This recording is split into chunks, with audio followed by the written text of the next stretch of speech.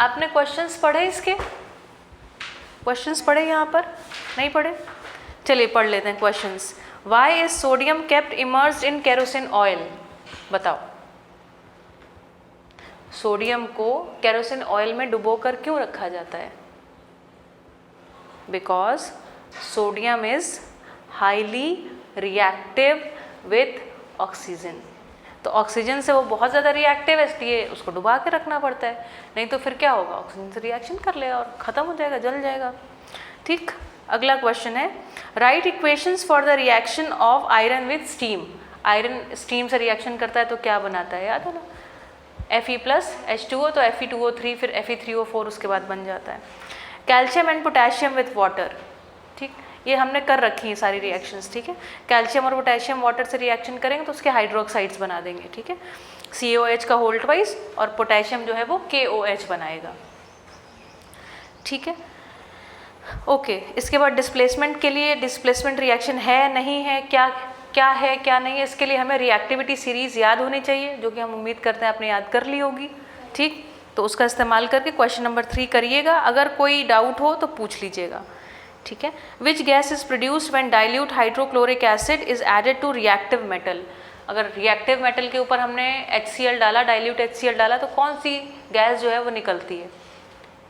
H2, hydrogen, ठीक। What would you observe when zinc is added to solution of iron sulfate? Iron sulphate, iron 2 है ना, मतलब Fe2O3 के solution में हम क्या डाल रहे हैं? जिंक डाल रहे हैं, ठीक है। Write the chemical reaction that takes place, तो डिस्प्लेसमेंट रिएक्शन हो जाएगी बेस्ड ऑन रिएक्टिविटी सीरीज, ठीक है। चलो आगे टॉपिक है how do metals and non metals react, ठीक है। How do metals and non metals react कर रहे हैं, रिस्पॉन्ड करने की चर्चा नहीं चल रही है, याद है हम लोगों ने इस बारे में बातचीत करी है, ठीक है। तो मेटल्स और नॉन मेटल्स कैसे रिएक्ट करते हैं? अच्छा, कैसे रिएक्ट करते हैं तो पढ़ा रहे हैं, क्यों रिएक्ट करते हैं ये वाला पार्ट मिसिंग है, ठीक। थोड़ी चर्चा कर लेते हैं, ठीक है। मेटल्स एंड नॉन मेटल्स, ठीक है। रिएक्ट, ये रिएक्ट क्यों करता है कोई? प्रकृति में जो व्यवस्था है, देखिए प्रकृति की बहुत सुंदर व्यवस्था है, ठीक है। प्रकृति की व्यवस्था इतनी सुंदर है कि वो हर चीज़ को कहाँ पर पहुँचाना चाहती है? बैलेंस स्टेट में। हर चीज़ बैलेंस स्टेट में जाना चाहती है। उसको क्या चीज़ नहीं पसंद है? एक्सट्रीम्स नहीं पसंद है। क्या नहीं पसंद है? एक्सट्रीम्स नहीं पसंद है। प्रकृति को एक्सट्रीम्स नहीं पसंद है, वो हमेशा क्या करना चाहती है? चीज़ों को बैलेंस अवस्था में लाना चाहती है। जैसे कि बहुत उबलता हुआ पानी होगा तो उबलता हुआ पानी क्या होगा? ठंडा होकर के रूम टेम्परेचर पे पहुंच जाएगा, होगा कि नहीं होगा? ठीक। तो अगर पानी ज़्यादा गर्म है तो रूम टेम्परेचर पे, मतलब गर्म अगर हमने करना बंद कर दिया तो अपने आप क्या होगा? पानी ठंडा हो जाएगा। लेकिन यदि आइस है, अगर हमने रूम टेम्परेचर पर आइस रख दी तो और मेल्ट होके कहाँ पहुँच आएगी? रूम टेम्परेचर पे, वाटर पे, है ना। तो प्रकृति क्या चाहती है? ये चाहती है, चाहती कि नहीं चाहती है? ठीक। जैसे इंसान बहुत गुस्सा होता है, एकदम से उसको आवेश आता है, आवेश आता है, उसके बाद फिर क्या होता है? कितनी देर तक कोई व्यक्ति गुस्सा रह सकता है? जैसे एक व्यक्ति अगर 100 साल जिंदा रहता है ना, 100 ईयर्स, ठीक, 100 ईयर्स में हो गए 365 डेज, 365 डेज में हो गए 24 आवर्स, ठीक, 24 आवर्स में हो गए 60 मिनट्स और इतने हो गए 60 सेकेंड्स, ठीक। इतने सेकंड आदमी की ज़िंदगी है। इस ज़िंदगी में कोई भी व्यक्ति कितने समय तक क्रोधित मतलब आवेशित, गर्म होना, उबलता है, कहते हैं ना खून उबल रहा है मेरा, कितनी देर खून उबलता रहता है, चाहे कितनी भी बड़ी से बड़ी घटना ना हो जाए। बताओ कोई व्यक्ति कब तक अपना खून उबाल सकता है? और क्रोध आने के बाद क्या घटना घटती है? मैंने कहा था ना, सारी प्रकृति अपने अंदर हम देख सकते हैं। बताओ।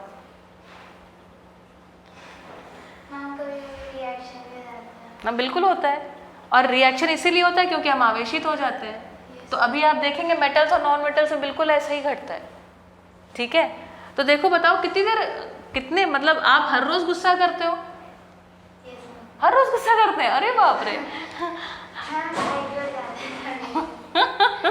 अच्छा, भाई पे मतलब हर रोज गुस्सा करते ही हो, है ना। तो फिर भी मिनट्स में ही गुस्सा करते हो कि पूरा दिन भर गुस्सा रहते हो? कितने मिनट, पूरा 1 घंटा गुस्सा कर पाते हो? गुस्सा नहीं, है ना, थोड़ी देर ही गुस्सा चलता है। गुस्सा आदमी हुआ ठीक, एकदम से उसका टेम्परेचर बढ़ेगा, गुस्सा आएगा, उसके बाद फिर थोड़ी देर तक गुस्सा रहेगा, उसके बाद नॉर्मल। होता है कि नहीं होता है? ठीक, तो प्रकृति में जो घटनाएं घट रही हैं वो हमारे साथ भी घट ही रही हैं। तो प्रकृति क्या चाहती है? हर चीज़ कैसी रहे? संतुलन में रहे।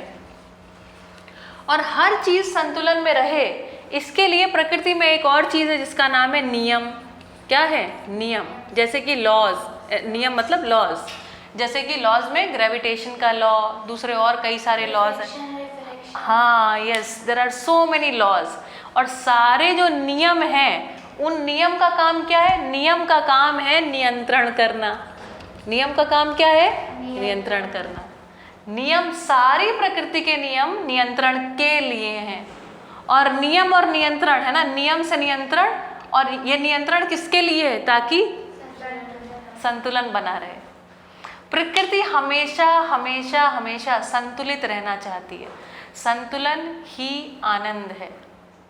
जब हमारे अंदर घटता है तो संतुलन रहता है, तो हम कहते हैं आनंदित रहते हैं। हमारे शरीर में संतुलन रहता है, उसको बोलते हैं स्वास्थ्य, है ना। स्वस्थ है मतलब क्या? सब कुछ संतुलित है। ठीक, अगर हमारे वातावरण में रहता है संतुलन, तो कहते हैं प्रकृति एकदम सुंदर है ना, मनुष्य के लिए बहुत सुखदायी है। और ग्लोबल वार्मिंग है, वो क्या है? प्रकृति में असंतुलन है। बात समझ में आई? मज़ेदार। ठीक, तो प्रकृति में सारे नियम नियंत्रण के लिए हैं ना। नियम से क्या होता है? नियंत्रण होता है, ठीक है। और समस्त नियंत्रण किसके कारण है? मतलब किसके लिए है? संतुलन के लिए, संतुलन के लिए। ठीक, इसको पॉज कर दीजिए। ठीक, तो हमने क्या चीज़ें समझी? नियम, फिर नियंत्रण और संतुलन। तो जो प्रकृति में संतुलन चाहिए, संतुलन मतलब क्या चाहिए? बैलेंस। तो बैलेंस के लिए प्रकृति में क्या है? लॉज। और लॉज की वजह से क्या होता है? कंट्रोल। और कंट्रोल के कारण क्या रहता है? बैलेंस। बैलेंस हमेशा हमेशा बना रहता है। बना रहता है कि नहीं बना रहता है? ठीक, चलो, हर जगह दिखता है। मैं आपको जब बायो पढ़ाऊंगी तब भी आपको दिखाऊंगी, पूरी प्रकृति में ज्योग्राफी पढ़ाऊंगी तब भी वही सेम डिट्टो लॉज हर जगह अप्लाई हो रहे हैं। उन लॉज को कहीं जहाँ जहाँ जैसा जैसा पहचाना वैसा वैसा नाम दे दिया हमने, ठीक है। तो देखो, फिर हम जब कभी भी लॉ को कोई पहचान रहे हैं ना, तो उसको एक तो हम सूक्ष्मतम में देख सकते हैं। सूक्ष्मतम मतलब सबसे छोटे से छोटा, ठीक। और फिर हम कहाँ देख सकते हैं? बड़े से बड़ा, है ना, बड़े से बड़ा। चलो तो देखते हैं, बड़े से बड़े में देखते हैं, ठीक है। तो बड़े से बड़े, और आपको पता है एक सुंदर कहावत है, यथा पिंडे तथा ब्रह्मांडे। कोई सबसे छोटी चीज़ कैसी है ना, वो देखने का सबसे अच्छा तरीका है पूरे ब्रह्मांड में उस चीज़ को देख लो, ठीक। अब बताती हूँ कैसे। जैसे आपको पता है एक चीज़ कुछ न्यूक्लियस में रहती है ना, एक एटम का स्ट्रक्चर यहाँ पे डिस्कस कर रहे हैं, और उसके चारों तरफ क्या होते हैं? कुछ हमारे अंश, कुछ हमारे इलेक्ट्रॉन्स जिसको आप बोलते हैं, ठीक है। वो क्या करते हैं? चक्कर लगाते रहते हैं। आपने ऐसा ही कुछ स्ट्रक्चर पढ़ा, एक सन नाम की चीज़ है, और सन के चारों तरफ सारे प्लैनेट जो हैं वो चक्कर लगाते रहते हैं। पढ़ा कि नहीं पढ़ा? आपको पता है ये सारे जो इलेक्ट्रॉन्स जिसको आप बोलते हो, देखो प्रकृति में बेटा कुछ प्लस माइनस नहीं होता। जैसे आप ये जो दो वायर जा रहे हैं, इसमें कहते हैं ना एक पॉजिटिव है एक नेगेटिव है, वो आपकी समझ के लिए। प्रकृति में कुछ प्लस माइनस नहीं होता है क्या? वो नहीं बताता, ठीक है। तो अब चूंकि हमने समझा है कि ये यहाँ पर न्यूक्लियस में है और ये इसको खींच रहा है, तो हम कह रहे हैं प्लस और माइनस आपस में अट्रैक्ट करते हैं, तो एक को प्लस कह दिया, एक को माइनस कह दिया। प्लस माइनस कहने से आशय इतना ही है कि आपस में एक दूसरे को अट्रैक्ट कर रहे हैं, कहीं प्लस माइनस दिखता नहीं है प्रकृति में, ठीक है। अच्छा, अब देखो ये दिखा, यथा पिंडे तथा ब्रह्मांडे, जैसा पिंड में है वैसा ही ब्रह्मांड में है। तो छोटी सी छोटी चीज़ को भी उसका प्रमाण कहाँ मिलता है? बड़ी से बड़ी चीज़ में प्रमाण मिल जाता है, ठीक। अच्छा, अब देखो, अब हम देखते हैं कि यहाँ पर ध्यान देने वाली बात है, इससे और इसकी जो दूरी है वो एक निश्चित अच्छी निश्चित दूरी है कि नहीं है? हमेशा एक अच्छी निश्चित दूरी बनाए रखता है, ये नहीं कि जाके टकरा गया, भले इसके प्रति इसके पास कितना भी आकर्षण होता है कि नहीं होता। ठीक, आपस में इन दोनों के बीच की भी दूरी निश्चित रहती है। और ये जितने सारे प्लैनेट्स हों, चाहे तुम्हारे ये अंश हैं, ये खुद भी रिवॉल्व होते रहते हैं और पूरा चक्कर भी काटते रहते हैं, है ना। इनमें दोनों प्रकार की गतियाँ होती हैं। अगर आपने पढ़ा है तो ठीक, नहीं पढ़ा तो कोई बात नहीं, अभी जान लीजिए। ठीक है, प्लैनेट्स का तो आपको पता है, प्लैनेट्स खुद भी मूव करते हैं और उसके बाद पूरे चक्कर भी लगाते हैं। जो धरती है जब खुद गोल गोल घूमती है, उसके कारण दिन और रात होते हैं। और पृथ्वी 24 घंटे लेती है एक चक्कर अपनी धुरी के चारों तरफ एक चक्कर लगाने में 24 घंटे लेती है, उसको हम एक दिन बोलते हैं। और पूरा सूरज का चक्कर लगाने में 365 दिन लेती है, उसको आप एक साल बोलते हैं। समझ में आया? तो अपने भी चारों तरफ घूमती रह रही है, इसके कारण दिन भी हो रहे हैं, और पूरा चक्कर भी लगा रही है, इसके कारण साल हो रहे हैं। ठीक, सुंदर। तो देख रहे हैं कितना अच्छी निश्चित दूरी हमेशा बनी हुई है। और ये जो अच्छी निश्चित दूरी है, ये आप इसको कैसे पढ़ते हो? ये एक नियम है। ठीक, आपने पता है क्या पढ़ा इसको? Law of attraction, law of gravitation. एक जो पिंड होता है, एक बॉडी ऑफ मास दूसरी बॉडी ऑफ मास को उसके बीच में कौन सा फोर्स रहता है? अट्रैक्शन, फोर्स ऑफ अट्रैक्शन रहता है। ठीक है, फोर्स ऑफ अट्रैक्शन रहता है, इसके कारण दोनों संतुलित रहते हैं। ऐसा नहीं कि कोई किसी को खींच रहा है, इसने भी इसको खींचा, उसने भी इसको खींचा, और ये बैलेंस है। बैलेंस मतलब संतुलित है और दोनों घूम रहे हैं। ठीक, अच्छा, तो हम यहाँ से जो मैं बात कहना चाहती थी वो ये कि नेचर में सारी क्रियाएं किसके लिए हो रही हैं? बैलेंस को बनाए रखने के लिए, या बैलेंस अगर बिगड़ गया तो बैलेंस को वापस ले आने के लिए। ऐसा ही है। अब थोड़ा सा हम मेटल्स नॉन मेटल्स के सापेक्ष पढ़ रहे हैं। बेटा अगर इतना समझ में आता है ना, तो इसके बाद अब चैप्टर में कोई जान नहीं बची है, क्योंकि इतना कंक्लूजन निकाल लेना और इस बात को समझ लेना कठिन है। ठीक है, तो देखो हमने समझा है कि बीच में क्या रहता है हमारे पास? न्यूक्लियस रहता है। न्यूक्लियस से थोड़ी दूर पर कुछ एक शेल होती है जिसमें अपने पास इलेक्ट्रॉन घूमते रहते हैं। आपने गर्भा का सर्कल देखा है? जैसे इतना छोटा सा सर्कल हो तो शायद उसमें 2 ही लोग घूम पाएंगे, और अगर इतना बड़ा सर्कल हो तो उसमें हो सकता है 8 लोग घूम लें, और बड़ा सर्कल कर लो तो हो सकता है 18 लोग घूम लें। कुछ याद आया? कुछ? हाँ, यस।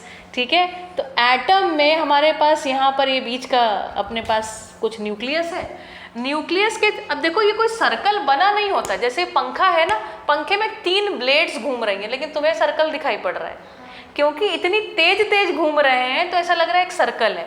उस सर्कल को इन्होंने क्या कह दिया? एक शेल कह दिया। ठीक, और जिसने इस बात को पहचाना उसने इसका नाम दे दिया कि उसकी मर्जी थी, उसने के से शुरू कर दिया। ठीक, चाहे हम इसको, ये वेरिएबल है, कोई एक नाम दे दिया के, अगली शेल को उसने नाम दे दिया एल, फिर इसी प्रकार से एम। तो प्रकृति में जो हमारे पास ये परमाणुओं की जो व्यवस्था है, उस व्यवस्था में देख लेंगे तो पता चला कि ये जो छोटा सा सर्कल रहता है, इसमें बस केवल 2 ही, अधिक से अधिक कितने इलेक्ट्रॉन समा सकते हैं? 2। ठीक, और इसके बाद दूसरे वाले में देख लेंगे तो यहाँ पता चला यहाँ पे ज़्यादा समा सकते हैं, 8। ठीक, इसमें कितने समा सकते हैं? 18 समा सकते हैं। और इसके लिए आपके पास कोई एक लॉ था, है ना, वो किसी नियम पूर्वक घट रहा है। 2n², 2n²। तो हमारे पास पहला सेल है, 2 1 रखा, 1 का स्क्वायर 1, 2 1 ज़ा 2। दूसरे सेल में n बराबर 2 रखा, तो 2 का स्क्वायर, 2 दूनी 4, 8। तीसरे सेल में 2 × 3 का स्क्वायर, 3 का स्क्वायर 9, 9 2 ज़ा 18। 2 × 4 का स्क्वायर, 4 4 ज़ा 16 × 2। तो देखो जो सारा गणित है ना, गजब की फिलॉसफी है। ठीक है, तो ये एक किसी नियम पूर्वक अरेंजमेंट हो रहा है, ऐसे नहीं कि जहाँ जितनी मर्जी आए उतने चले गए। ठीक, बातें पकड़ में आई? ठीक है, तो हमें ये समझ में आ गया यहाँ पर कि जो हमारी सेल्स में जो अरेंजमेंट ऑफ इलेक्ट्रॉन्स है वो किसी नियम पूर्वक हो रहा है, और वो नियम क्या है? 2n²। अगर n की वैल्यू 1 मतलब पहली सेल, n क्या है? नंबर ऑफ सेल, है ना, सेल का क्या नंबर, तो पहली सेल में कितने? 2 इलेक्ट्रॉन, अधिक से अधिक, ये अधिकतम समा सकते हैं। है ना। यहाँ पर कितने समा सकते हैं? 8, फिर 18, फिर 32। ठीक, ये बात समझ में आ गई। चलो अब देखो, मैंने फिर आपको याद दिलाया, प्रकृति में सारी घटनाएं किसके लिए है? संतुलन के लिए। तो सारा रिएक्शन किसके लिए है? संतुलन के लिए। सारा गुस्सा किस लिए है? कि सही हो जाए, सही करे। आप भाई के साथ भी झगड़ रहे हो तो झगड़ किस रहे हो? झगड़ रहे हो या गुस्सा कर रहे हो तो किस लिए? ताकि ये सुधर जाए, ताकि ये सही करे, ताकि मुझे ना परेशान करे, कुल मिला के। ठीक है, तो सारा, चाहे प्रकृति में आप गुस्सा भी कर रहे हो, पिटाई भी कर रहे हो किसी की, सारा आवेश है ना, कुल मिलाकर सारा आवेश किसके लिए? संतुलन के लिए। प्रकृति में कोई भी चीज आपको ऐसी नहीं दिखाई पड़ेगी, इंक्लूडिंग ह्यूमन बींग्स, जो संतुलन के लिए काम ना कर रहा हो। ठीक है, आप सवेरे उठते हैं, योगा करते हैं, संतुलन के लिए, मेडिटेशन करते हैं, संतुलन के लिए, अच्छा खाना खाते हैं, संतुलन के लिए, असंतुलित हो जाते हैं तो दवा खाते हैं, संतुलन के लिए। असंतुलन, स्वास्थ्य में असंतुलन हो गया तो बीमारी आ गई, बीमारी आ गई तो परेशान हो गए, परेशान हुए तो अब कहाँ जाएंगे? वापस, हाँ, स्वास्थ्य के लिए भागोगे कि नहीं भागोगे? डॉक्टर के पास, फिर दवाई लोगे, कुल मिला के वापस कहाँ जा। तो प्रकृति में तुम देखोगे ना, सारी एक्टिविटी, सारी क्या activity, the whole activity in this cosmos is happening for to bring the balance, to bring the balance, nothing else. यहाँ तक कि जो व्यक्ति गुस्सा भी कर रहा है, जो कहते हैं गुस्सा करना बुरी बात है, लेकिन गुस्सा सबको आता है, ये भी बात है ना। तो इसका मतलब है कि चक्कर ये है कि ये सब ऑटोमेटिक है, नेचुरली हैपनिंग थिंग्स है ना। तो नेचुरली हैपनिंग थिंग्स सारी सारी किस लिए? बैलेंस के लिए। अब देखिए, अब इसके आगे अब मैं नहीं पढ़ाऊंगी, मैंने तो आपको सिर्फ मोटे कंसेप्ट बना दिए, अब आप मुझे पढ़ाओगे। चलो देखो, उधर मत देखो, इधर देखो। तो मान लो हमारे पास एक, आपको मैंने बैलेंस बता दिया ना, पहली सेल में 2 चाहिए तो बैलेंस हो गया, है ना, स्टेबल हो गया। बैलेंस होने के साथ साथ क्या, स्टेबल भी हो गया। जैसे हम सुखी हैं, एकदम आनंदित हैं, है ना, लेकिन हम चाहते हैं ये आनंद कब तक बना रहे?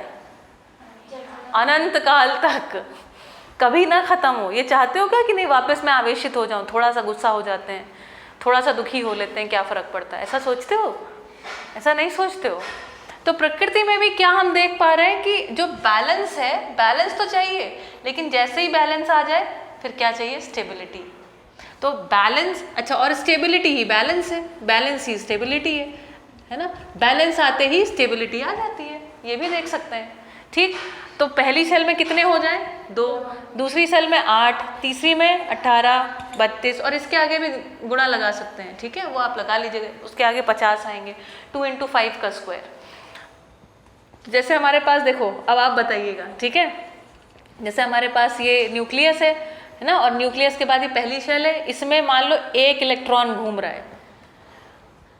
और मैंने आपको बताया था प्रकृति बहुत जबरदस्त प्रकृति है। अगर प्रकृति में रिएक्शंस हो रही हैं, हमें लगता है कि हमारे पास ही आंखें, हम केवल देख सकते हैं, लेकिन मैंने आपको एक दिन बताया था कि जो जड़ें हैं वो आयरन को पहचानती हैं, तभी तो उसको उठा के लेके आती हैं। पालक का मैंने एग्जाम्पल दिया था, तो पालक की जड़ें, इसका मतलब आयरन को पहचानती हैं। बीट रूट की जड़ें आयरन को पहचानती हैं, बिना पहचाने थोड़ी हो सकता है। अब देखो यहाँ बताना मुझे, ठीक, सारे रिएक्शंस होते हैं, रिएक्शंस का कुल कार्यक्रम कितना? बैलेंस या स्टेबिलिटी लेकर के आने के लिए एक कोई स्टेबल तत्व बन जाए। तो आप बताइएगा, अब आप खुद सोचिएगा कि क्या होता होगा। जैसे हमारे पास ये हाइड्रोजन है मान लो, ठीक है, और क्या हो रहा है यहाँ पर, घटना ये घट रही है कि एक इसमें एक घूम रहा है, ये एक अकेला, ये क्या चाहता होगा? इसमें एक और आ जाए। बहुत बढ़िया। तो ये प्रकृति, इसको, इस प्रकृति ने भाई इसको समझा दिया है, समझा नहीं दिया, मतलब इसकी ये प्रकृति है, इसका ये नेचर है कि ये क्या होना चाहता है? बैलेंस होना चाहता है, स्टेबल होना चाहता है। तो जैसे कि, है ना, मान लो ये हमारे पास H है, हाइड्रोजन है, ठीक है, 1H1, एक इसने दूसरा परमाणु यहाँ पर जैसे 2 घूम रहा है, ठीक है, और 1 2 3 4 5 6 7, यहाँ 7 घूम रहे हैं, ठीक। इसके पास 1 घूम रहा है, और यहाँ पर देखो क्या हो रहा है, यहाँ पर 7 घूम रहे हैं। तो इसके पास 2 ऑप्शन है। क्या ऑप्शन है? या तो ये इसको एक कोई देने वाला मिल जाए, है ना, हाँ, जैसे मान लो इसको देने वाला देखा जाए, जैसे कि हमें एक यहाँ पर ये कहीं घूमता टहलता पहुँच गया, परमाणु है, परमाणु तो घूम ही रहा है ना, सतत घूम रही हैं ये सारी चीज़ें, इनमें मूवमेंट सदा सदा है, ठीक है। तो जैसे मान लो यहाँ 2 थे, कितने मैंने बना दिए, 3 4 7 और 1 8, ठीक। और इसके बाद एक और आउटर शेल लिया, इसमें एक घूम रहा है, तो यहाँ पर 2 हैं, यहाँ पर 8 है और यहाँ पर 1 है, ठीक। अब भाई बताओ कि यहाँ पर तुम्हें क्या लगता है, जैसे या तो क्या क्या हो सकता है, एक इसके पास घूम रहा है, या तो ये एक दे दे और या तो एक ले ले, है ना। तो देखो यहाँ पर ये 2 है और यहाँ पर 7 है, ठीक है। तो भाई ये तो अपने सारे लूज नहीं कर सकता। मान लो इन दोनों का एक दूसरे से मुलाकात हुई, ठीक है, ये H है और ये वैसे आपको याद आ रहा है कुछ, ये Cl है, 2 8 और 7 बनते हैं एक्चुअली Cl में, है ना। इस वाली शेल में नहीं बनते, इसमें 8 होते हैं और इसके बाद यहाँ पर बाहरी वाली शेल में 7 होते हैं, तो ये Cl वाला बन जाता है। बन गए, कितने बन गए, 3 2 5, जितने भी बन गए, 3 2 5 तो 7, ठीक। तो बताओ भाई क्या करेंगे। तो अगर इसकी इसके साथ भेंट हो गई तो क्या कहेगा कि भैया मेरे पास इतने तो ऑलरेडी हैं, मैं सब इकट्ठा कर लाया हूँ अपने पास, ये तो सब घूम ही रहे हैं। तो कहेगा अच्छा ठीक है, मेरे को देना तुम्हें आसान है तो तुम ले लो, ठीक। और H और Cl अब आपस में क्या बन गए, दोस्त बन गए, HCl, ठीक। कहीं ऐसी घटना घटेगी इसके आउटर शेल में एक ही घूम रहा है, ये क्या कहेगा भैया चलो, ठीक। जो ले रहे हैं उनका एक नाम दे दिया, जो दे रहे हैं उनका दूसरा नाम दे दिया। हाँ अच्छा, वैसे भी देखो जो देता है वो वैसे भी क्या कहलाता है, धनी, बड़े दिल वाला। जो देता है वो क्या है, धनी, गरीब थोड़ी देगा, इसलिए उसके पर कैसा चार्ज, पॉजिटिव। पॉजिटिव मतलब धन, धनी, ठीक। और जिसने लिया वो क्या है, ऋणी। लेने वाला हमेशा ही ऋणी रहता है, ऋणी मतलब नेगेटिव चार्ज। कितना सुंदर है ना। धनी ऋणी का मतलब, अब जैसे आपने मुझसे 200 रुपये ले लिए तो ऐसा थोड़ी कि आपके ऊपर एक नेगेटिव चार्ज तैरने लगेगा, लाइक दैट, ठीक है। कुल मिला के मैथ्स में जो सिंबल है वो इतना ही बता रहा है कि इसने लिया है और इसने दिया है, ये आपकी इंफॉर्मेशन के लिए। जैसे हमारे पास 4 दिशाएं हैं, पूरब पश्चिम उत्तर दक्षिण, तो हम ऐसे करके मैप बनाते हैं तो कहते हैं नॉर्थ साउथ ईस्ट वेस्ट, कहते हो ना। तो कहते हो कि इसको प्लस मान लो, इसको माइनस, लेकिन क्या ईस्ट में जाते हो तो क्या प्लस चार्ज देखते हो। ये हमारी गणित की सुविधा के लिए, ठीक। ये बात हमेशा ध्यान रहे। कई लोगों को लगता है कि कोई सही में चार्ज आ जाता है, चार्ज, लेकिन अच्छा पूछो कि मैम लेकिन चार्ज होता क्या है। देखो चार्ज बस समझना उतना ही आसान है जितना अपने क्रोध को समझना। क्रोध समझ में आता है। क्रोध का मतलब क्या होता है, एक प्रकार का उतावलापन सा आ जाता है, एक प्रकार का उन्माद जैसा छा जाता है, एक प्रकार का आवेश अंदर बिल्ड होता है। किसके लिए, कि अब ये करना ही है, इसको डांटना तो है ही, इसको कूटना तो है ही, ऐसा होता है ना। तो किसी चीज़ के चार्ज हो जाने का मतलब इतना ही है कि वो रिलीज करने के लिए या लेने के लिए उतावला हो जाता है, आवेशित हो जाता है, बिल्कुल ढूंढ रहा होता है कहाँ मिल जाए, कहाँ मिल जाए, कहाँ मिल जाए। उसके लिए उसका सारा मूवमेंट उसी तरीके से होने लग जाता है। समझ में आया। तो चार्ज का मतलब है वो तत्पर है, तत्पर है ना। समझ में आ गया। तो प्रकृति में कहीं चार्ज वार्ज दिखता नहीं है ठीक है। हाँ, हमारे कैलकुलेशन की सुविधा के लिए हमने बनाया है कि ये प्लस है, ये माइनस है। प्लस माइनस का मतलब है उल्टा है एक दूसरे का, बस। चलिए पढ़ते हैं, how do metals and non metals react. अब किताब में क्या लिखा हुआ है, और देखिए आपने इतना सारा समझा, उससे आप कितना ज़्यादा समझ सकते हैं। In the above activities you saw the reaction of metals with a number of reagents. Reagents मतलब कई सारे लोग के आसपास देख रहे थे कि वो रिएक्शंस हो रही थी। Why do metals react in this manner. अब कहना भाई क्यों रिएक्शन हो रही होगी। Let us recall what we learned about the electronic configuration. Electronic configuration मतलब इलेक्ट्रॉनिक मतलब इलेक्ट्रॉन की, configuration मतलब व्यवस्था, किस तरीके से वो अरेंजमेंट में है, of elements in class 9th. We learned that noble gases which have a completely filled valence shell.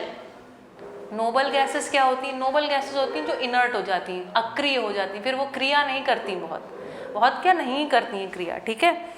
और फिर कह रहे हैं which have a completely filled valence shell. Valence मतलब जो वैलेंसी करे, जो इलेक्ट्रॉन्स को एक्सचेंज करती है, वो वाली शेल।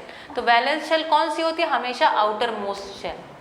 भाई आना जाना होगा तो बाहर वाली शेल में ही होगा ना, ये नहीं कि कूद के इधर चला जाएगा, ऐसा नहीं होगा, ठीक। तो कह रहे हैं कि let us we learn about the electronic configuration of elements in class 9th, बिल्कुल ठीक है। We learn that noble gases which have a completely filled balance shell show little chemical activity, है ना। जो स्टेबल हो गया है, जिसका कॉन्फ़िगरेशन बढ़िया है, तो कितना आपको लगता है वो इम्बैलेंस होना चाहेगा? क्योंकि प्रकृति में सारी घटनाएं किसके लिए हैं? बैलेंस के लिए। तो जो बैलेंस्ड है वो भैया जल्दी इम्बैलेंस नहीं होगा, उसको इम्बैलेंस करने के लिए आपको ज़मीन आसमान एक करना पड़ेगा। तो नोबल गैसेस क्या है? जिसकी आउटर मोस्ट शेल क्या है? एक बैलेंस कॉन्फ़िगरेशन में है, 2 8 18 32 वाले कॉन्फ़िगरेशन में है। जो ऐसा है पहले से ही वो क्या, वो बैलेंस आराम से चुपचाप बैठा रहेगा, ठीक है। जैसे कहते हैं ना मोक्ष हो गया उसके बाद फिर क्रोध नहीं आएगा। इंसान का भी ऐसा ही है, ठीक है। चलो, we therefore explain the reactivity of elements as a tendency to attain a completely filled valence shell। फिर क्या करें? इसलिए we therefore, इसलिए हम एक्सप्लेन करते हैं, इसका एक्सप्लेनेशन दे रहे हैं। क्यों? क्योंकि प्रकृति में परमाणु को तो देख नहीं पा रहे हैं ना हम। परमाणु को 2 तरीके से देखा जा सकता है। एक तो परमाणु को देख पाए ऐसा कोई माइक्रोस्कोप बना लिया जाए, दूसरा कोई जब समाधि संयम साधना करता है ना, उस समय परमाणु को वो देख सकता है। उसको कहते हैं ज्ञान चक्षुओं से उन्होंने देखा, अपनी ज्ञान की तीसरा नेत्र उनका खुल गया। तो उस 2 तरीके हैं आपके पास देखने के लिए, ठीक है। तो जितना साइंटिस्ट एक माइक्रोस्कोप से देखने वाला व्यक्ति है, उतना ही साइंटिस्ट एक फिलॉसफर, एक समाधि या एक ध्यान धारणा समाधि करने वाला व्यक्ति भी होता है। दोनों लोग एक ही काम कर रहे हैं, ये बात याद रहे, दोनों रिसर्चर्स हैं, ठीक है। और ऐसे ही कणाद ऋषि, आपने नाम सुना ना, याद है? तो कणाद ने बताया कि परमाणु ऐसा होता है। तो क्या लगता है आपको, माइक्रोस्कोप से देख के बताया था? समझ में आए? इसलिए जो ऋषि हैं और जो वैज्ञानिक है वो एक ही हैं। इसलिए ऋषि और वैज्ञानिकों की सोच बिल्कुल एक जैसी होती, जो सत्य जैसा है, जैसा देखा वैसा लिख दिया, वैसा कह दिया, बस एज इट इज़, ठीक। चलो, ठीक है। तो कह रहे हैं इसलिए अब हम क्या कर रहे हैं? व्याख्या कर रहे हैं, हम उसको कल्पना करके व्याख्या कर रहे हैं, हमने देखा नहीं है, ये जो साइंटिस्ट हैं, ठीक है। We therefore explain the reactivity of elements as a tendency. तो हमें ऐसा लगता है कि ऐसा होगा इस कारण से, हम कल्पना कर लेते ना, शायद उसने इसलिए झूठ बोल दिया होगा, शायद उसने इसलिए ऐसा कर दिया होगा। ये है ना, इसको हम कहते हैं एक्सप्लेन कर रहे हैं, पता नहीं है ट्रूथ अभी हमको इनको, ठीक है। तो as a tendency to attain a completely filled valence shell, ठीक। Let us have a look, समझ में आ गया बेटा ये, ठीक है। तो क्या कह रहे हैं कि हम एक्सप्लेन करते हैं कि एलिमेंट्स इसलिए रिएक्टिव हैं क्योंकि उनके अंदर एक प्रवृत्ति है। क्या प्रवृत्ति है? कि उनकी बाहरी जो शेल है ना, जो वैलेंस शेल है, वो क्या हो जाए? पूरी हो जाए, ठीक। तो इसलिए वो रिएक्शन करते हैं, इसलिए वो लेन देन करते हैं, ऐसा है, लगता ही है, ठीक। Let us have a look at the electronic configuration of noble gases and some metals and non metals. तो कह रहे हैं अभी देखो यहाँ पे एक टेबल बना रखी है, कह रहे हैं इसको हम कॉन्फ़िगरेशन को देखा जाए, ठीक। तो देखेंगे, we can see from table 3.3 that a sodium atom has 1 electron in its outermost shell, ठीक। देखो मेटल्स में पहला एलिमेंट लिखा है सोडियम 11, 2 8 1। तो बाहरी शेल में मैंने यहाँ पे बना के भी दिखाया था 1, बाहरी शेल में क्या है? 1। अब 1 क्या है? अब इसको क्या चाहिए? 2 और 8 इसका स्टेबल है। 1 जो ये बाहर घूम रहा है, कह रहा है ये चला ही जाए तो अच्छा है, तो वो ढूंढता रहता है कहीं है, देखा उसने, अच्छा कहीं मान लो उसको Cl मिल गया, तो Cl के बाहरी शेल में क्या थे? 7 थे, उसको चाहिए 8 हो जाए तो मैं बैलेंस हो जाऊँ। तो Na के पास एक बाहर घूम रहा था, उसने कहा भैया इधर आओ ले लो NaCl मतलब नमक। और कितना नमक पृथ्वी पर है? समुद्र के खारे पानी में सारी खराश नमक से है। यही तो नमक है, जो नमक आता है थैलियों में पैक हो के 10 रुपए किलो, 10 रुपए किलो, 20 रुपए किलो, व्हाटएवर, ठीक है। समझ में आया? इतना सारा NaCl बन गया। तो जितना धरती बनते समय जितने सोडियम के परमाणु रहेंगे, उसमें से बहुत सारे परमाणुओं ने क्या बना लिया, Cl के साथ अपना बना लिया बॉन्ड, ठीक है। चलो, तो कह रहे हैं कि if it loses the electron from its m shell, याद है ना KLM शेल, ठीक है। तो m में 1 है इसके पास, in its outermost shell. If it loses the electron from its m shell, then its L shell now becomes the outermost shell, and that has a stable octet. Octet मतलब क्या होता है? 8, अष्टक। ऑक्टेट मतलब 8 का एक जो ग्रुप है उसको बोल देते हैं ऑक्टेट। जैसे 2 का ग्रुप होता है तो क्या बोलते हो? पेयर, नहीं बोलते हो? हाँ। हमारे पेयर ऑफ स्लीपर्स, हमारे जो चप्पलों की जोड़ी है ना, 2 लोग कपल या पेयर बोल देते हैं उसको भी, ठीक है। पेयर मतलब 2, ऐसे ही ऑक्टेट मतलब 8 लोगों का जब संगत हो उसको ऑक्टेट बोलते हैं।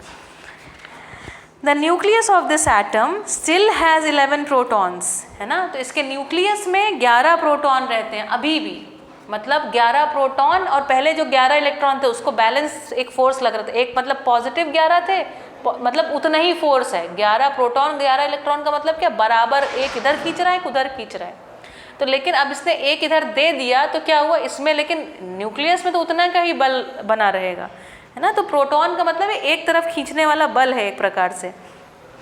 But the number of electrons has become 10, so there is a net positive charge giving us a sodium cation Na+, ठीक है। ये बात पकड़ में आ रही है ना। हमारे पास यहाँ पर क्या है, 10 प्रोटॉन है, और प्रोटॉन के ऊपर कैसा चार्ज रहता है, प्लस का, 11 प्रोटॉन्स हैं, ठीक है। और अपने पास पहले इलेक्ट्रॉन थे कितने, 11, तो 11 प्लस 11 माइनस, तो कुल मिला के 0 था, ठीक है। लेकिन अब क्या किया इसने, कहा भाई स्टेबल भी होना है, तो स्टेबल होने के लिए इसने क्या कर दिया, इसने दे दिया, ठीक है। क्लोराइड को मान लो दे दिया, तो क्या हो गया इसके पास अभी कितने इलेक्ट्रॉन हो गए, 10 इलेक्ट्रॉन हो गए, ठीक है। तो ऐसे भी देख सकते हैं, ऐसे भी देख सकते हैं कि हमारे पास +11 है और -10 है, तो कुल मिला के +1 हो गया, ठीक। इसलिए Na+ हो जाता है, ठीक है। पॉज करिए, ओके, थैंक यू। चलो, ये बात समझ में आ रही बेटा, इसमें कुछ कठिन नहीं है। और कैट आयन, कैट मतलब होता है पॉजिटिव, याद रखिएगा, कैट मतलब पॉजिटिव, नेगेटिव, ठीक है। On the other hand, chlorine has 7 electrons in its outermost shell and it requires 1 more electron to complete its octet. Octet मतलब इसके 8 पूरे हो जाएं, ठीक है। If sodium and chlorine were to react, the electron lost by sodium could be taken up by chlorine, है ना। एक ने दिया दूसरे ने लिया। After gaining an electron, the chlorine atom gets a unit negative charge. तो क्लोरीन पे क्या आ गया, एक नेगेटिव चार्ज हो गया, ठीक। चलो, वो समझ में आ गया ना कैसे एक नेगेटिव चार्ज हो गया। तो क्लोरीन के पास टोटल यहाँ पर 17 थे, 17 प्रोटॉन थे, और टोटल 17 यहाँ पर इलेक्ट्रॉन बिखरे होते, 17 प्लस और 17 माइनस के क्या हो गया, 0। लेकिन इसने एक इलेक्ट्रॉन ले लिया, मतलब 18 हो गए माइनस के, और यहाँ +17 है, तो -18 + 17, simple mathematics, -1। That is how it has -1 charge, ठीक है। बाकी आपको धनी ऋणी वाला कंसेप्ट तो याद ही है, एक दिया तो एक धन आ गया, है ना, +1 आ गया, प्लस चार्ज हो गया। चलो, मुझे लग रहा है अभी आपको ये कठिन नहीं लग रहा होगा, लग रहा है, ठीक है। चलो, कहाँ तक पहुँच गए। Because its nucleus has 17 protons and there are 18 electrons in its K, L and M shells. देखिए बातें वही लिख रहा है, लेकिन लिखने में ऐसे कठिन कठिन लग रहा है ना। यही सब तुम्हें सीखना है कि लिखने का क्या तरीका होना चाहिए, ठीक है। और उम्मीद करते हैं अब आप लिख ही लेंगे। अब आपसे थोड़ा नहीं लिख पाओगे, अब आप अच्छा लिखो, good amount, you'll be writing good amount. I'm hoping so at least. This gives us a chloride anion Cl-, ठीक है। देखो कितने अच्छे से लिखा सजा के, this gives us chlorine anion, chloride anion, ठीक है, Cl-। So both these elements can have a give and take relation between them as follows. तो कह रहे हैं ये गिव एंड टेक रिलेशनशिप है। Na ने क्या किया, Na को दिखाया तो Na+ और एक इलेक्ट्रॉन उसने रिलीज कर दिया, अलग कर दिया, दिख रहा है, कुछ कठिन नहीं है इसमें। Cl ने क्या किया, एक इलेक्ट्रॉन को एक्सेप्ट करके खुद Cl- बन गया, 2 8 8, दिखा। है ना, और Na से एक इलेक्ट्रॉन निकल के इसके इलेक्ट्रॉन क्रॉस करके दिखा दिए, इसके डॉट करके दिखा दिए, कह रहे ये वाला इलेक्ट्रॉन इधर चला गया। लेकिन देखो असलियत में कोई क्रॉस और डॉट नहीं होते हैं, असलियत में बिल्कुल एक छोटा सा पार्टिकल ही है। ये आपको पता रहे ये Cl वाले क्रॉस हैं, Na वाला डॉट है, ऐसा बस, ठीक। Sodium and chloride ions being oppositely charge attract each other. Actually में ऐसा लिखा होना चाहिए, they attract each other, that is why we are calling them positively and negatively charged, ठीक है। and are held by strong electrostatic forces, है ना। ये forces कैसे हैं? electrostatic forces है। electrostatic forces क्यों बोल रहे हैं? क्योंकि इसमें electrons involved हैं, that is why they are called electrostatic। आगे जाके पढ़ोगे electromagnetic, electrons के कारण जो magnetism आता है that is called electromagnetivity, ठीक है।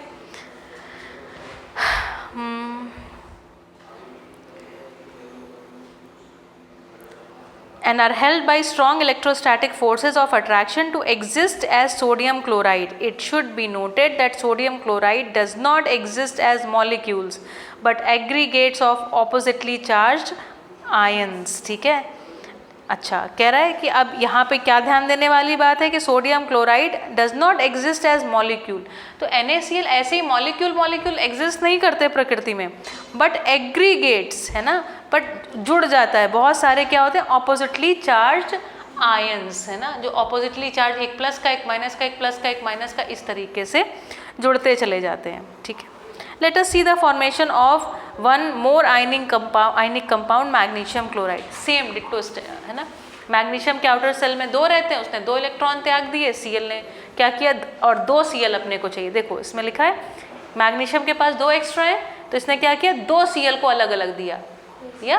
तो अब इस तरीके से हमारे पास क्या बन गया, MgCl2, ठीक। मुझे लगता है इसको एक्सप्लेन करने की जरूरत नहीं है। The compounds formed in this manner by the transfer of electrons from a metal to a non metal are known as ionic compounds और इलेक्ट्रोवैलेंट कंपाउंड। देखो जो देने वाला है उसका नाम दे दिया मेटल, धा से धनी, धा से धातु, ठीक।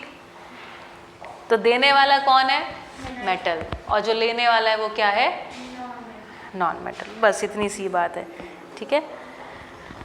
और इस तरीके से जो कंपाउंड बन रहा है जिसमें ये चार्ज आ जा रहा है ना, प्लस और माइनस का जो चार्ज आ रहा है, इसको बोल रहे हैं आयनिक कंपाउंड्स, क्योंकि 2 आयंस बन रहे हैं, कैटायन और एक एनायन, ठीक है।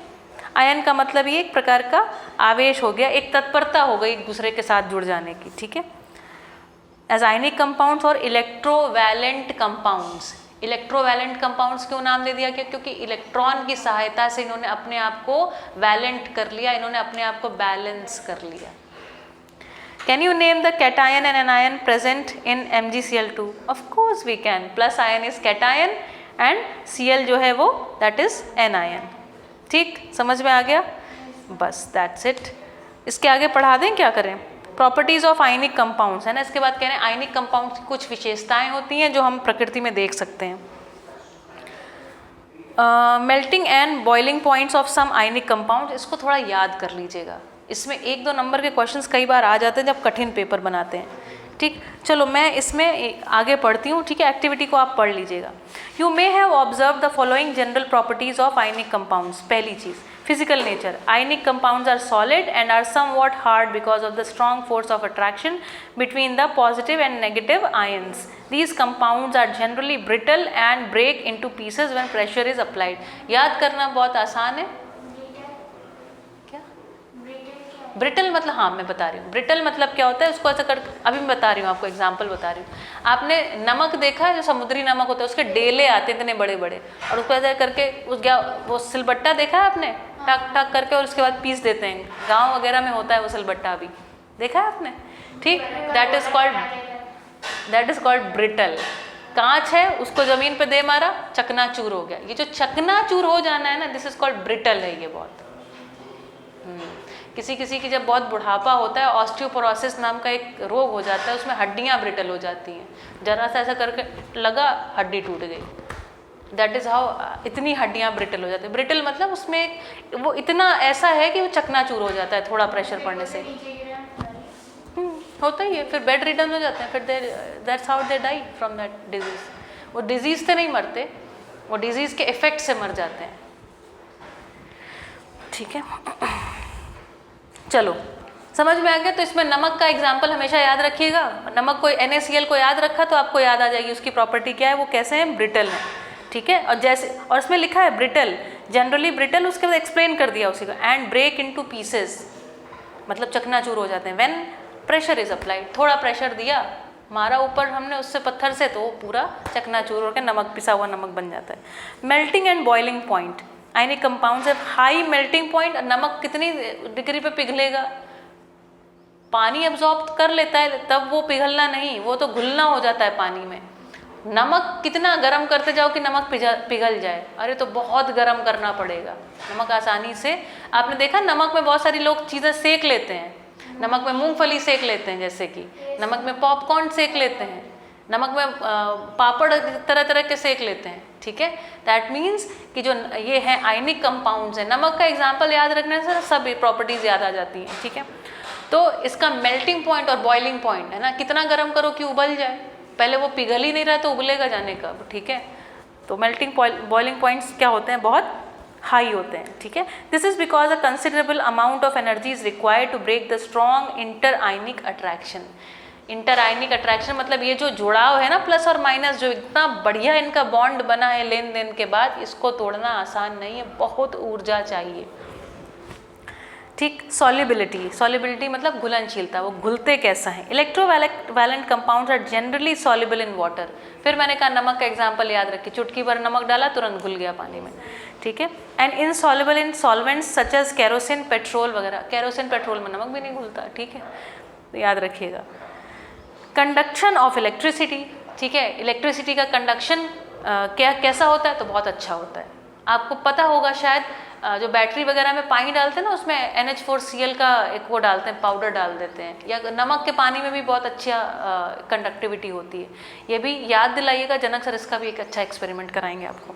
Conduction of electricity, the conduction of electricity through a solution involves the movement of charge particles. अब कंडक्शन ऑफ इलेक्ट्रिसिटी है ही क्या, आप जब मैं आपको इलेक्ट्रिसिटी पढ़ाऊंगी ना तो आपको बेसिक से पढ़ाऊंगी। और इलेक्ट्रिसिटी बेसिकली होती क्या है कि चार्ज पार्टिकल्स के थ्रू मूव करती है एक प्रकार की ऊर्जा, ठीक। तो अब चार्ज पार्टिकल्स तो उसको खूब मिल गए, पानी में घुला हुआ है वो, है ना, चार्ज पार्टिकल्स आराम से प्लस माइनस घूम रहे हैं, तो इलेक्ट्रिसिटी को क्या, मूवमेंट में मजा आएगी, ठीक। तो क्या होगा, कंडक्शन ऑफ इलेक्ट्रिसिटी कैसा होगा, बहुत बढ़िया, जबरदस्त, पावरफुल एकदम। Conduction of electricity, the conduction of electricity through a solution involves the movement of charged particles which move to the opposite electrodes when electricity is passed through the solution, ठीक है। ये समझ में आई बात, ठीक है। A solution of ionic compound in water contains ions which move to the opposite electrodes, है ना, दो इलेक्ट्रोड लटकाते हैं हम, एक प्लस होता है एक माइनस होता है। तो जो प्लस वाले की तरफ सारे के सारे नेगेटिव वाले जाने लग जाते हैं, और जो माइनस वाली रॉड होती है ना, उसमें सारे के सारे प्लस वाले जाने लग जाते हैं, ठीक है। इसका एक्सपेरिमेंट जब आप करेंगे तो आपको एक तो ये बात समझ में आ जाएगी, और इसके आगे का सब कुछ बहुत समझ में आएगा जब आप आगे के क्लासेस में पढ़ेंगे। तो याद दिलाइएगा, जनक सर करवाएंगे आपको ये एक्सपेरिमेंट, ओके।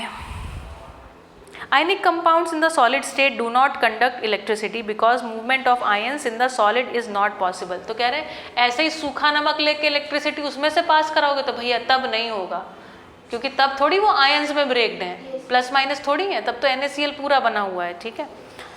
अच्छा, due to their rigid structure, उनका स्ट्रक्चर भी कैसा तरह, रिजिड, रिजिड मतलब कठोर, सख्त टाइप का एक स्ट्रक्चर होता है, वो तो होता ही है, ठीक है।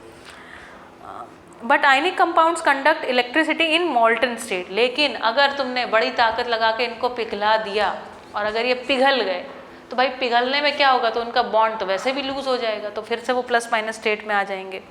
तो कह रहे हैं फिर इलेक्ट्रिसिटी आप इसमें से प्रसार कर सकते हो, ठीक है। This is possible in the molten state since the, आगे वही उदाहरण, दिस इज पॉसिबल, ये इसलिए संभव है in the molten state since the electrostatic forces of attraction between the oppositely charged ions are overcome due to the heat. तो जो उनके बीच का बॉन्ड था अगर हमने पिघला ही दिया, तो पिघलाने का मतलब क्या, वो थोड़ा थोड़ा ये लूज पड़ गया है, लूज पड़ गया तो आयनिक स्टेट में आ गया, आयनिक स्टेट में आ गया तो इलेक्ट्रिसिटी बड़े आराम से कंडक्ट हो जाएगी, ठीक, दैट्स इट।